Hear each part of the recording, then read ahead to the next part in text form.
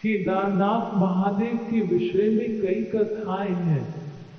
स्कंद पुराण में लिखा है कि एक बार केदार क्षेत्र के विषय में जब पार्वती जी ने शिव से पूछा तब भगवान शिव ने उन्हें बताया कि केदार क्षेत्र उन्हें अत्यंत प्रिय है।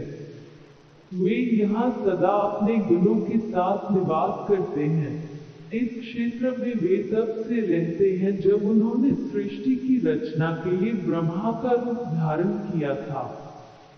स्कंद पुराण में इस स्थान की महिमा का एक वर्णन यह भी मिलता है कि एक बहेलिया था जिस हिरण का मांस खाना अत्यंत प्रिय था। एक बार यह शिकार की तलाश में केदार क्षेत्र में आया। पूरे दिन भटकने के बाद भी उसे शिकार नहीं मिला। संध्या के समय नारद मुनि इस क्षेत्र में आए तो दूर से बहेलिया उन्हें हिरण समझकर उन पर बाण चलाने के लिए तैयार हुआ। जब तक वह बाण चलाता सूर्य पूरी तरह डूब गया। अंधेरा होने पर उसने देखा कि एक सर्प मेढक का निगल रहा है। मृत होने के बाद मेढक शिव रूप में परिवर्तित हो गया। इसी प्रकार बहेलिया ने देखा कि एक हिरण को सिंह मार रहा है। मृत हिरण शिव धुनों के साथ शिवलोक जा रहा है। इस अद्भुत दृश्य को देखकर बहेलिया हैरान था। इसी समय नारद मुनि ब्राह्मण वेश में बहेलिया के समक्ष उपस्थित हुए। बहेलिया ने नारद मुनि से इन अद्भुत दृश्यों के विषय में पूछा। नारद मुनि ने उसे समझाया कि यह अत्यंत पवित्र क्षेत्र है। इस स्थान पर मृत होने पर पशु पक्षियों को भी मुक्ति मिल जाती है। इसके बाद बहेलिया को अपने पाप कर्मों का स्मरण हो आया कि किस प्रकार उसने पशु पक्षियों की हत्या की है। बहेलिया ने नारद मुनि से अपनी मुक्ति का उपाय पूछा। नारद मुनि से शिव का ज्ञान प्राप्त करके बहेलिया केदार क्षेत्र में रहकर शिव उपासना में लीन हो गया। मृत्यु पश्चात उसे शिवलोक में स्थान प्राप्त हुआ। केदारनाथ ज्योतिर्लिंग की कथा। केदारनाथ ज्योतिर्लिंग की कथा के विषय में शिव पुराण में वर्णित है कि नर और नारायण नाम के दो भाइयों ने भगवान शिव की पार्थिव मूर्ति बनाकर उनकी पूजा एवं ध्यान में लगे रहते। इन दोनों भाइयों की भक्तिपूर्ण तपस्या से प्रसन्न होकर भगवान शिव इनके समक्ष प्रकट हुए।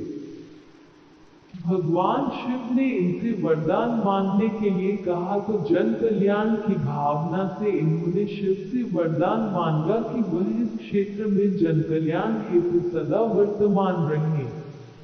इनकी प्रार्थना पर भगवान शंकर ज्योतिर्लिंग के रूप में केदार क्षेत्र में प्रकट हुए।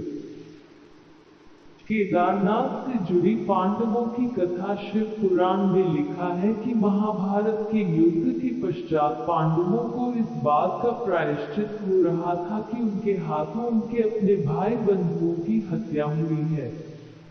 वे इस पाप से मुक्ति पाना चाहते थे।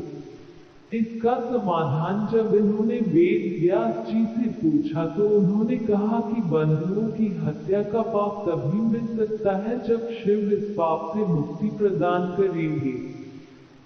शिव पांडवों से अप्रसन्न थे, अतः पांडव जब विश्वनाथ के दर्शन के लिए काशी पहुंचे तब वे वहां शंकर प्रत्यक्ष प्रकट नहीं हुए। शिव को ढूंढते हुए तब पांचों पांडव केदारनाथ पहुंच गए। पांडवों को आया देखकर शिव ने भैंस का रूप धारण कर लिया और भैंस के झुंड में शामिल हो गए। शिव की पहचान करने के लिए भीम एक गुफा के मुख के पास पैर फैलाकर खड़ा हो गया।